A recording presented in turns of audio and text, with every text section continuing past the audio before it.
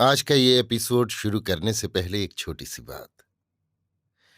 क्या आप भी अपना पॉडकास्ट बनाने की सोच रहे हैं? तो एंकर ट्राई कीजिए। ये पॉडकास्ट बनाने का सबसे आसान तरीका है। नंबर 1, ये फ्री है। नंबर 2, इसमें कई सारे ऐसे टूल्स हैं जो आपको अपने फोन और कंप्यूटर पर रिकॉर्ड और एडिट करने की फैसिलिटी देते हैं। नंबर 3, आप अपने पॉडकास्ट को डिस्ट्रीब्यूट भी कर सकते हैं, जिससे इसे स्पॉटिफाई और दूसरे प्लेटफॉर्म पर सुना जा सके। तो डाउनलोड कीजिए फ्री एंकर ऐप या विजिट कीजिए anchor.fm पर अपना पॉडकास्ट स्टार्ट करने के लिए। ये तो थी एक छोटी सी जानकारी, और अब शुरू करते हैं एपिसोड का सिलसिला। तो आज के एपिसोड में लीजिए सुनिए आचार्य चतुर्सेन शास्त्री के लिखे उपन्यास वयम रक्षा माह के भाग 123 अस्त्रपाणी रावण को मेरी यानी समीर गोस्वामी की आवाज में। ज्वालामुखी के लावे के समान ज्वलंत प्रवाह की भांति राक्षस सैन्य लंका सिंह द्वार से बाहर निकली। हजारों दुदुम्भियां गड़गड़ाती, शंख श्रृंगी नाद करती, जयध्वनि से मेदनी को कंपाती, हय दल के पदाघात से उड़ी धूल से सूर्यमंडल को अंधकारावृत करती हुई प्रलय ज्वाला सी मृत्यु की कराल जिह्वा सी। राम ने असंयत होकर विभीषण से कहा, हे लंकेश्वर, ये प्रलय मेघ के समान प्रचंड राक्षस सेना आ रही है। पुत्रशोक दग्ध रावण इस प्रचंड सेना में कौन सा है? इस वीर वाहिनी के नायक कौन कौन है? सो अनुग्रह करके मुझे बताओ।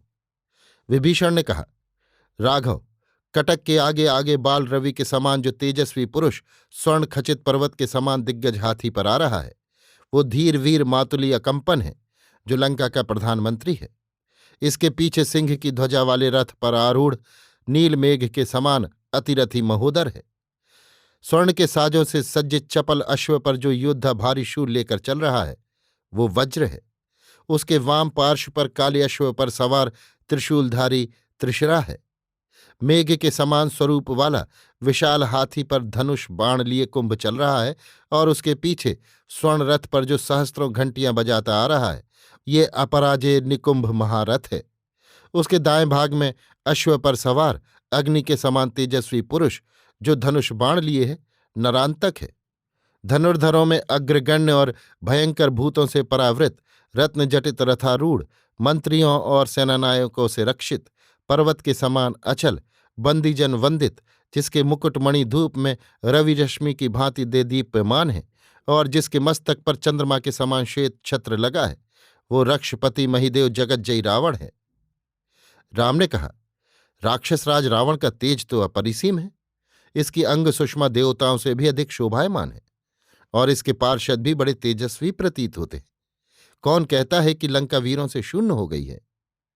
राघव, जिस प्रकार महातेज रावण इन भयानक आकृति वाले भूतों से घिरा है, उसी प्रकार इसकी अंतरात्मा भी कलुषित है। यही कारण उसके प्रबल पराक्रम के भंग होने का है। राम ने वानर कटक के व्यूह पर एक विहंगम दृष्टि डाली। दोनों सैन्य परस्पर निकट होने लगीं। दोनों सैन्य वीर दर्प से गरज रही थी। राम अविचल भाव से व्यूह में खड़े थे। उनके पीछे लक्ष्मण, हनुमान, जाम्बवंत और विभीषण थे। इसी क्षण सुग्रीव दुर्धुर्ष वेग से उछलकर रावण के व्यूह में घुस गया और अपनी वज्र गदा घुमाते हुए रावण के निकट पहुंच फुर्ती से धनुष की नोक से रावण के मस्तक पर से मुकुट गिरा दिया।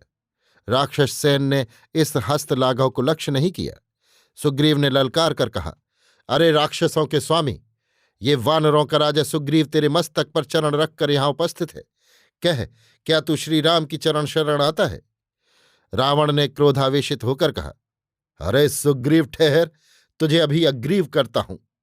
इतना कह उसने झपटकर सुग्रीव को पकड़कर भुजाओं में मसल डाला, परंतु सुग्रीव ने उसके चंगुल से निकलकर रावण को रथ से खींच लिया, फिर कूदकर उसके वक्ष पर लात मारी।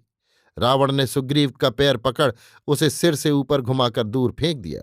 इतने में सहस्त्रों राक्षस शस्त्र ले सुग्रीव पर टूट पड़े। सुग्रीव पर ये महासंकट आया देख वानर सैन्य में आतंक फैल गया। राम का संकेत पा तुरंत ही जाम्बवान, हनुमान, अंगद, नल, नील, गयंद, गुल्मपति राक्षसों को चीरते हुए वानरेंद्र के निकट जा पहुंचे और उसे घेर अपने कटक में ले आए। राम ने सुग्रीव को छाती से लगाकर कहा, वीर शिरोमणि, तूने ये कैसा दुस्साहस किया, मुझसे बिना ही परामर्श किए? राजा को ऐसा साहस नहीं करना चाहिए। भविष्य में ऐसा न करना। तेरे विपत्ति में पड़ जाने से तो मैं सिद्धि से विमुख हो जाऊंगा। यद्यपि तेरा बल अप्रमेय है, फिर भी तुझे प्राण संकट हो जाता तो तेरे अभाव में स्वयं मैं भी जीवित न रहता। सुग्रीव ने लज्जित होकर कहा, राघव, दुरात्मा रावण को सम्मुख देख मैं संयत न रह सका। इसी क्षण दोनों सेनाएं आमने सामने आ गईं। राक्षस सैन्य ने पर्वत के समान अचल वानर सैन्य को देखा। वानरों ने काल मेघ के समान राक्षस सैन्य को देखा। दोनों सेनाओं के तुमुलनाद से पृथ्वी कांपने लगी। काल सर्प के समान बाण छूटने लगे। उन्होंने आकाश मंडल को छा लिया। दोनों ओर से भट खड्ग शैल शक्ति शूल ले लेकर एक दूसरे पर पिल पड़े। एक मुहूर्त के भीतर ही रणभूमि रक्त से भर गई। मित्र शत्रु का भेद भी न रहा। वीरों से वीर परस्पर गुथ कर लड़ने लगे। अंगद मृत्यु के समान वेग से गिरिशृंग के समान विशाल गदा लेकर नरांतक पर पिल पड़ा। दोनों में घनघोर गदा युद्ध हुआ। अंत में गदा का करारा घाव खाकर रक्त वमन करता हुआ नरांतक भूमि पर गिर गया। नरांतक को मरते देख महोदर ने धनुष टंकार करते हुए अपना रथ आगे बढ़ाया। त्रिशरा भी शूल हाथ में ले उसके पार्श्व में चला, उसके साथ ही वज्र भी। इन तीनों महारथियों को आता देख हनुमान हुंकार करते आगे आए। महोदर ने मारुति को बाणों से ढांप लिया, परंतु मारुति ने हठपूर्वक आगे बढ़ गदा से उसके घोड़ों और सारथी को मार उसका सिर चूर्ण कर दिया। महोदर को रथ से गिरते देख क्रोध से फुफकारता हुआ त्रिशिरा महाकाल के समान शूल ले हनुमान पर टूट पड़ा। मुहूर्त भर हनुमान और त्रिशिरा में लोमहर्षक युद्ध हुआ। अंत में मारुति ने उसे अश्व से गिराकर उसका सिर चूर्ण कर दिया। तब कुंभकर्ण के दोनों पुत्र कुंभ और निकुंभ राक्षसों के गुल्मों को साथ लेकर प्रचंड युद्ध करने लगे। वानरेंद्रों ने उच्च निनाद करते हुए इन राक्षस वीरों से तुमुल संग्राम किया। काल भैरव की भांति वे परस्पर एक दूसरे को मार मार कर भूमि पर ढेर करने लगे। वे ले दे की हुंकृति कर निर्दय वार करने लगे। कुंभ ने अमित विक्रम प्रकट किया। उसने अंगद को बाणों से बींध कर व्याकुल कर दिया।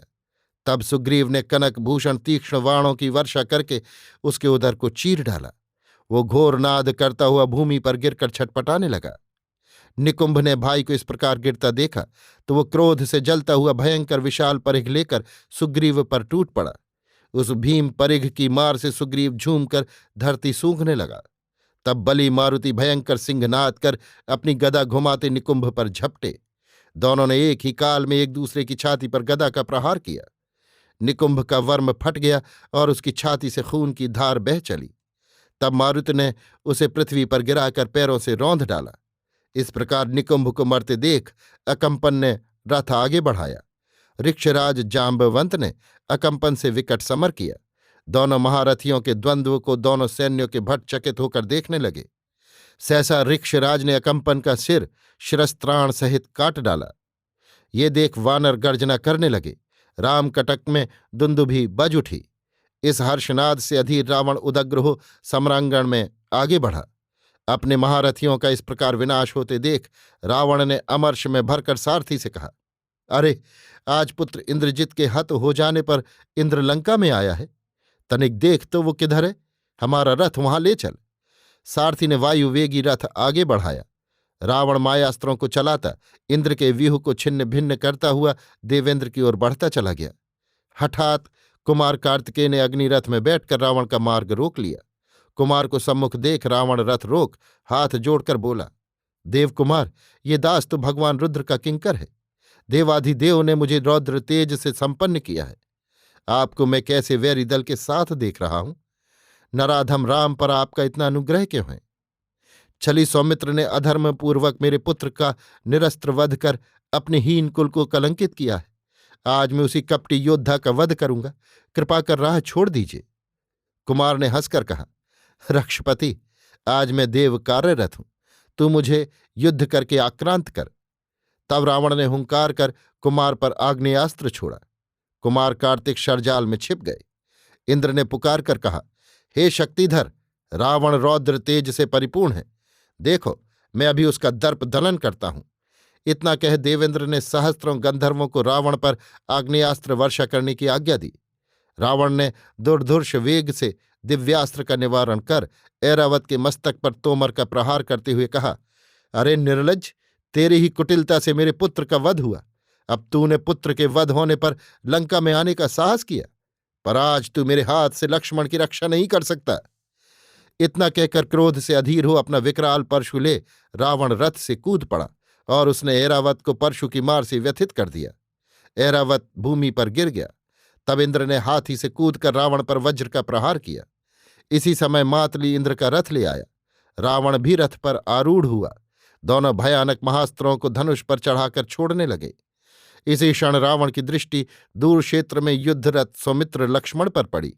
वे कभी रथ पर चढ़कर और कभी रथ से उतरकर युद्ध कर रहे थे। लक्ष्मण को देखते ही रावण ने गर्जना की। उसने कहा, अरे पुरंदर, देवकुल कलंक, दास, आज मैं तुझसे अब और युद्ध नहीं करूंगा। आज उस कपटी पामर सौमित्र को मारूंगा। तू इस पृथ्वी पर एक दिन और निर्विघ्न जीवित रहे। वो भैरव नाद करता हुआ आगे बढ़ा। ये देख विडालाक्ष का वक्ष चीर मारुति हनुमान रावण के सम्मुखा गदा घुमाने लगे।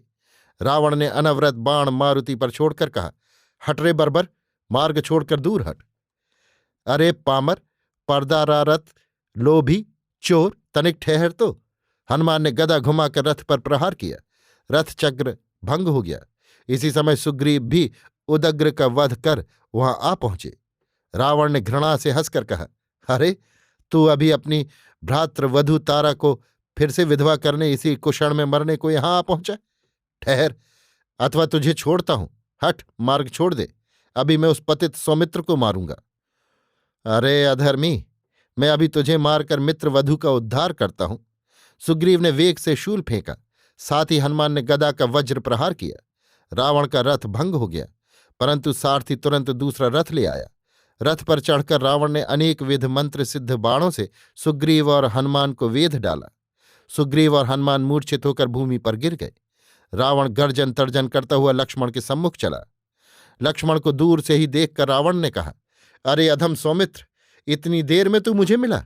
कह, कहाँ है तेरा रक्षक राम, इंद्र और कार्तिकेय, भ्रातृहंता सुग्रीव, कुल कलंक विभीषण? बुला उन सब को अपनी रक्षा करने के लिए। अपनी जननी सुमित्रा को स्मरण कर ले। आज मेरे रसोइये तेरे ही मांस से मेरा भोजन बनाएंगे। आज मैं तेरा हृदय बहन शूर्पणखा को खाने को दूंगा। लक्ष्मण ने धनुष टंकारते हुए कहा, राक्षस राज, तू पुत्र शोक से अधीर हो रहा है। आह, तुझे अभी तेरे पुत्र के पास पहुंचाकर शोक रहित करता हूं।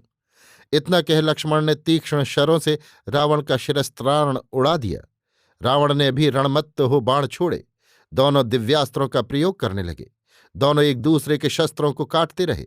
दोनों युद्ध विशारद, दोनों महाप्राण, महास्त्रों के प्रयोक्ता, दोनों महारथ क्रुद्ध काल की भांति सम्रांगण पर छा गए। अब लक्ष्मण ने 7 बाण धनुष पर चढ़ाकर रावण की ध्वजा काट डाली।